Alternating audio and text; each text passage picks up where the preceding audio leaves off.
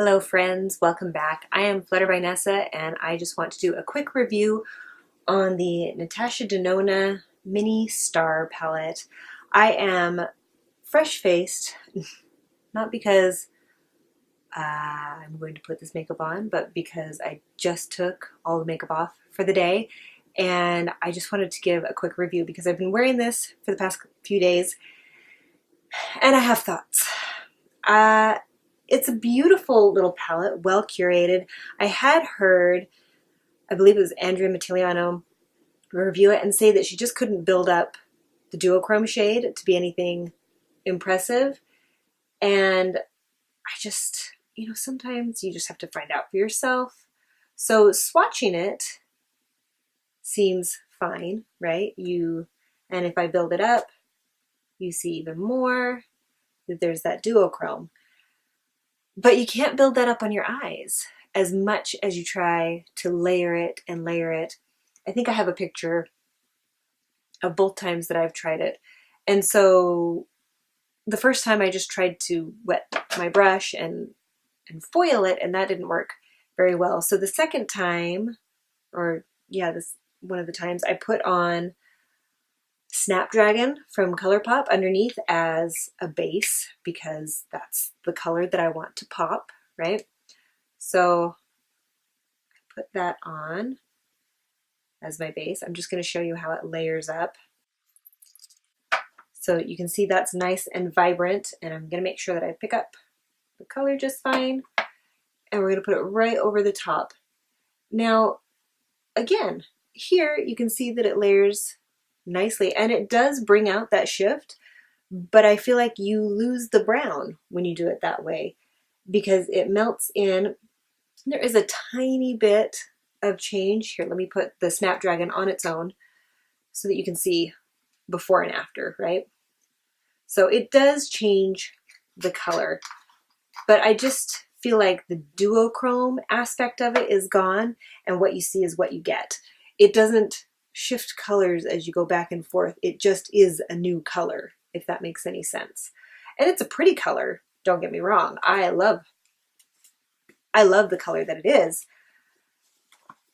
but it's not what I thought it was going to be. I thought it was going to be a beautiful duochrome, and I like Natasha Denona eyeshadows. I even like the Tropic palette. I have this one. I got it on sale from Sephora. It was like half off or something. And I love the colors in here, and I love how they blend. I love how they stay. I love the impact that they have, but this duochrome shadow doesn't have any impact on the eye, and I don't know why it's so different, why it can look like it has a shift to it on your hand, but then it doesn't show up on your eye. So I don't know that I would return this because I do like the other colors. I'll just grab the 4 remaining colors. And I like the way that it blends out. I think it blends out really easily. Ooh, that one's crumbly, that gold one. Can you see how crumbly that is? Ooh. But it is beautiful. And if I'm just a little bit more gentle, I went in pretty strong. But that's what I do like, all the other colors in here. And I like the duochrome color, except that it's not duochrome. So I'm not sure. I'm a little bit torn because I do like how it looks with the Snapdragon underneath. So I don't know that I necessarily want to return it. It is a $25 palette for just the 5 shades. Does it say what size it is? Yeah, each shade is 0.028 ounces, and the whole thing altogether is 0.8 grams. So it's not a ton of product. I don't generally go through eyeshadow super fast, so I'm not super worried about grams per the size of it. I'm fine that it's small, that it's compact. I like that it's Natasha Denona, but it's not $75 or $130. But like I said, I really like that gold color. The mattes blend out really beautifully, and this kind of peachy champagne color is gorgeous. I just wish the duochrome, the blue part of the duochrome, had more impact, that it would jump out more. Again, like I said, I like the Snapdragon underneath it, but I think it changes it to the point where it's not, the brown isn't, maybe I'm just hard to please because there's not enough blue on the one side or there's not enough brown on the other side. But this is a color that a lot of brands do, this kind of duochrome with the brown. I have this one from the Urban Decay, what is it? Elements palette. This is the Fortune Teller color. And I'll put that down here. It is a little bit crumbly.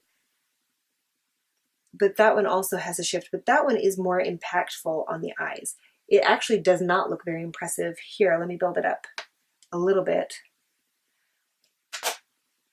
But on the eyes, it is really shade shifting. And it's not as teal, it's more, it plays more with purple than it does with brown, but it's that same kind of an idea.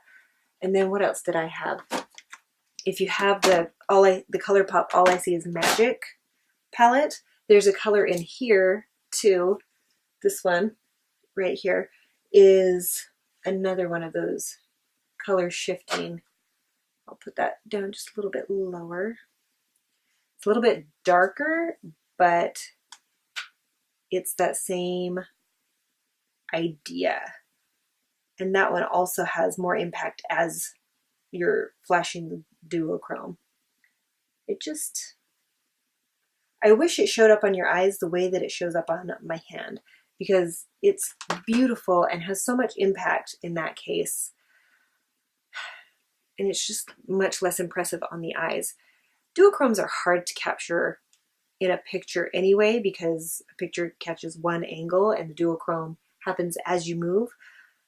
But even so, I took pictures from several angles that first day that I had it on, and none of them, like, you could kind of, if I told you to look for blue, you could see that there was blue in there, but it wasn't anything impressive. Again, I think I'm gonna keep it, and I'm just gonna put my Snapdragon underneath when I want to really have a blue shift to it. But I am disappointed by that particular color, especially for the price of Natasha Denona products. But if you like all of the colors in here and you don't mind using a base to get the blue to stand out, then I do recommend this palette. But if you're buying it for the duochrome, I would say skip it, find a different palette with a duochrome and stick with that. I know MAC has kind of what people think of as the original duochrome. I don't remember what that one's called. I'll see if I can look it up and I'll put it on the screen here. I can't remember. But those are my thoughts on the Natasha Denona palette. I should have just listened to Andrea Mitigliano. I think she knew what she was talking about, but I had to learn for myself. So I hope that's helpful. Also, keep in mind that this gold one is really crumbly, so don't use a ton of pressure. Go in gently and it'll be fine. But the mattes were really impressive and they blend themselves out really easily, so that's nice. Yeah, if you like reviews and videos like this, please hit the like button. Be sure to hit the subscribe button so that you can come back and my videos will pop up automatically so you don't have to go searching for me.